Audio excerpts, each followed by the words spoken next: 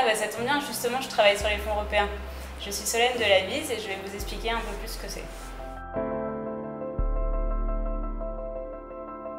Bah oui, les financements européens, tout le monde en parle, mais tout le monde a peur d'y aller, alors que c'est une super manne de financement et franchement, moi je vous conseille d'y aller. Ça représente beaucoup d'argent et une vraie opportunité pour vous les associations qui œuvrez au plus près des territoires.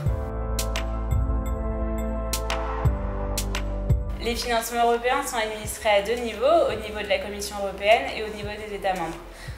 Au niveau de la Commission européenne, on va avoir des projets comme Erasmus+, par exemple, et au niveau des États membres, ils vont gérer les fonds structurels, comme le Fonds social européen ou le FEDER. Pour schématiser, il y a d'une part le FSE qui va financer tout ce qui relève de l'humain. Donc il va financer des projets à destination d'un public précis, éloigné de l'emploi. Donc ce sera les chômeurs, les jeunes, les seniors, les femmes.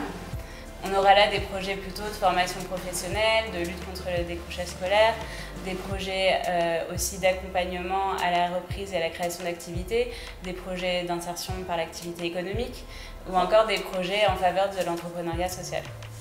Et on a aussi le FEDER qui finance des projets qui relèvent plutôt du matériel, comme par exemple des espaces de coworking, des équipements publics, de l'aménagement, tout ce qui relève de l'aménagement du territoire, mais aussi des projets qui vont favoriser la transition écologique ou qui vont permettre un meilleur accès aux nouvelles technologies de l'information et de la communication.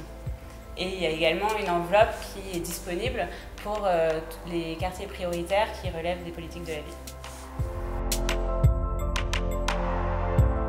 Pour accéder aux fonds européens, il faut répondre en effet à un certain nombre de critères d'éligibilité qui sont d'ordre administratif et d'ordre financier.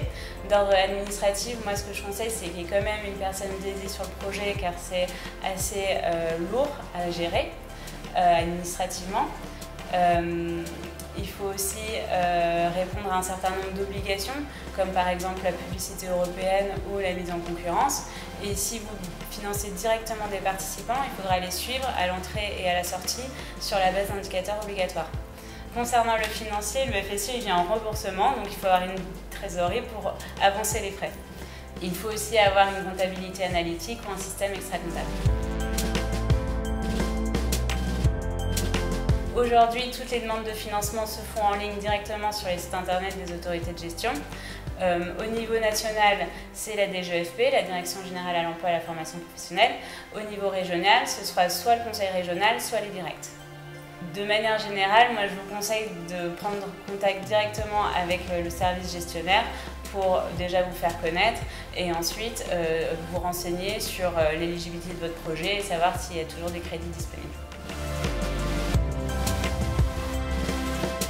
Le concept est super, déjà parce qu'aujourd'hui il y a Internet, donc si on peut se professionnaliser directement chez soi, derrière son ordinateur, c'est super, enfin, c'est génial. Et ensuite, pour les associations, justement, profiter de cette opportunité pour être d'égal à égal avec n'importe quelle autre structure et montrer qu'on est aussi compétent et qu'on peut et qu'on vaut autant que n'importe quelle structure professionnelle. Moi, cette démarche, je la qualifierais en un mot, c'est une vraie opportunité pour les associations.